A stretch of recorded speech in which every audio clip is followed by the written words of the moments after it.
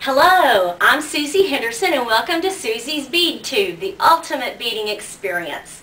This is Cheeseburger, my grand dog, and he is here today visiting us, and he just want to say hello. Cheeseburger, hello, hello. We love dogs, you know that. Okay, one disclaimer before I get started, the camera really does add 10 pounds, all right? So I looked at myself in the video and I thought, oh my word, what has happened to me? So I've had lean cuisine every day this week except for today when I caved and had Wendy's. And it was really good. Okay, this week we are talking about displays. How to merchandise your jewelry to get the most bang for your buck.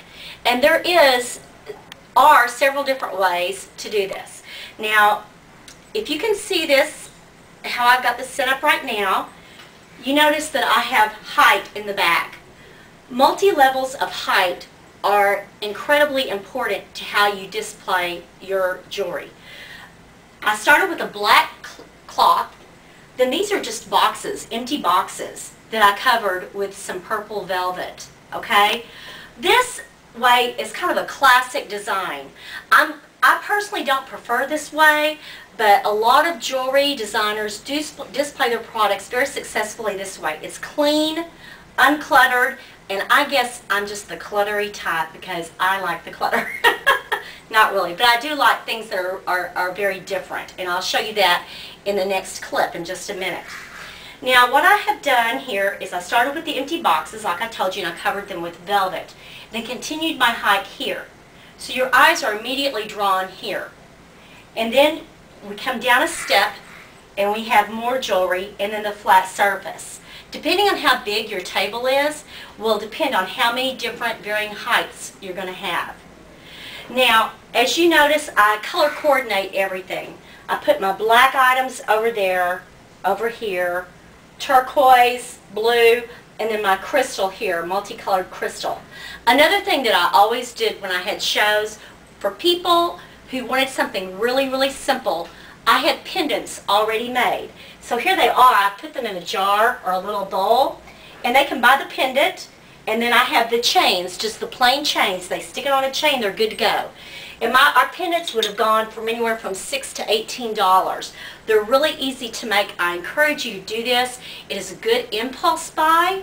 Impulse buy means when somebody just doesn't have to think too long about it. If they're getting it to go on a chain, they know it's interchangeable.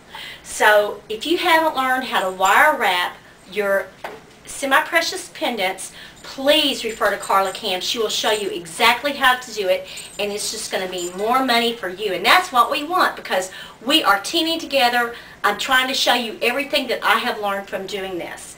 Now, we talked briefly about home shows last week. Home shows are awesome. I started out that way. They're still very, very strong, especially in this area. We're in the Dallas-Fort Worth area. You could do, conceivably, a home show every night. But think outside the box. I want you to think about where else you might set up your jewelry. I also used to go into office buildings.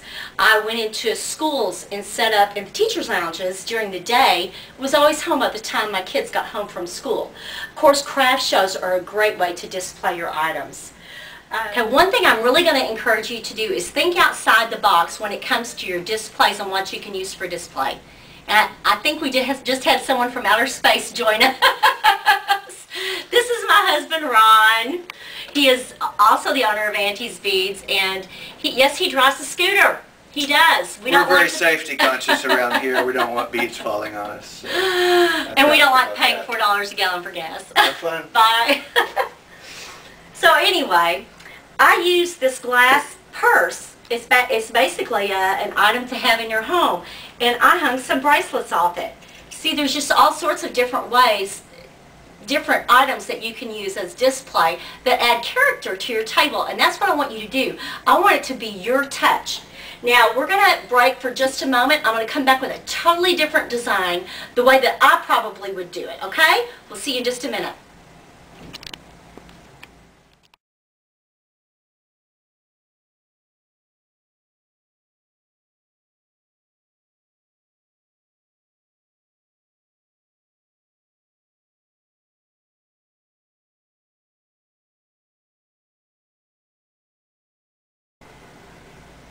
Okay, so I'm back. Now, this is the way I prefer to merchandise. There's absolutely nothing wrong with the sleek way that we had done it before. But this, to me, adds personality and a lot more interest. I'll just tell you, it's fun to do, all right? This is just a shelf that I bought for $6.99 at TJ Maxx. And then I covered it with a little bit of scrap cloth. These little crosses, wrought iron crosses, I also got them at Ross or TJ Maxx, I don't remember which. And they're perfect to hang jewelry off of.